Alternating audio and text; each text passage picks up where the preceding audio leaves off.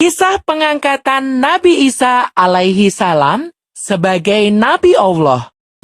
Sejak kecil, Isa sudah dikaruniai berbagai macam mukjizat oleh Allah. Ketika Isa sudah mulai bersekolah, Isa seringkali membuat para guru kewalahan dalam menjawab segala macam pertanyaannya. Isa sangatlah cerdas, melebihi para guru di sekolahnya.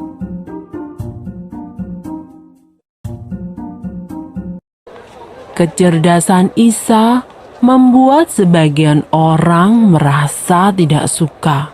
Suatu ketika, Isa mendengar suara gaduh dari dalam rumah temannya. Isa tahu bahwa teman-temannya dikurung oleh ibu mereka karena tidak diperbolehkan bermain dengannya.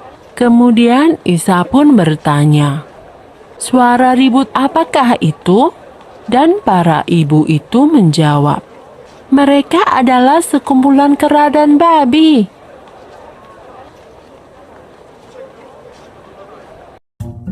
Mendengar jawaban ibu-ibu itu, Isa pun berdoa kepada Allah agar menjadikan mereka seperti apa yang telah diucapkan, yaitu menjadi kera dan babi. Sejenak kemudian, anak-anak itu pun berubah menjadi kera dan babi.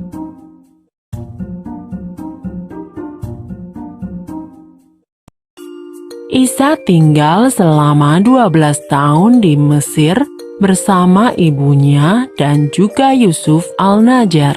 Kemudian mereka pun kembali ke Palestina dan tinggal di daerah Nazaret. Ketika Isa berumur 30 tahun, Allah mengangkatnya sebagai nabi. Dialah nabi terakhir bagi kaum Bani Israel setelah Nabi Zakaria dan Nabi Yahya dibunuh oleh pasukan Raja Herodes yang bersekutu dengan kaum Bani Israel.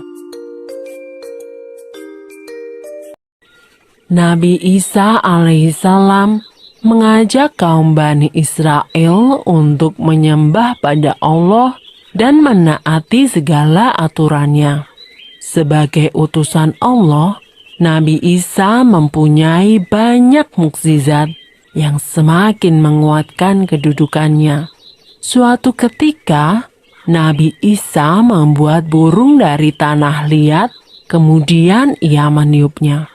Dan atas izin Allah, patung itu hidup dan berubah menjadi burung sungguhan yang bisa terbang. Atas izin Allah, Nabi Isa mampu menyembuhkan orang yang sejak kecil sudah buta. Ia juga mampu menyembuhkan berbagai penyakit yang langka. Dan ia juga mampu menghidupkan Eliezer, sahabatnya yang sudah meninggal.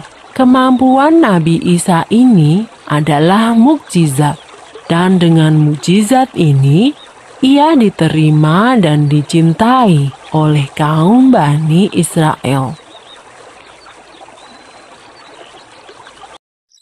Setiap hari, semakin banyak orang yang menyatakan beriman kepada Nabi Isa. Meskipun demikian, sebagian besar kaum Bani Israel masih tetap sesat dan tidak mau bertaubat.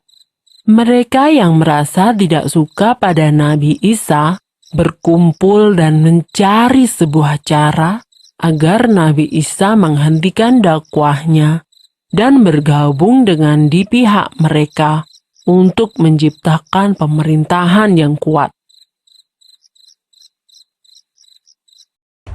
Kemudian para pemimpin kaum Bani Israel menawarkan jabatan raja untuk Nabi Isa. Namun sayangnya, tawaran itu ditolak oleh Nabi Isa. Sikap Nabi Isa ini membuat para pemimpin Bani Israel menjadi marah. Mereka berjanji akan mencelakakan Nabi Isa di kemudian hari. Nabi Isa sama sekali tidak takut pada ancaman para pemimpin Bani Israel. Ia tetap menjalankan dakwahnya, mengajak agar orang-orang mau bertaubat dan menyatakan iman kepada Allah saja.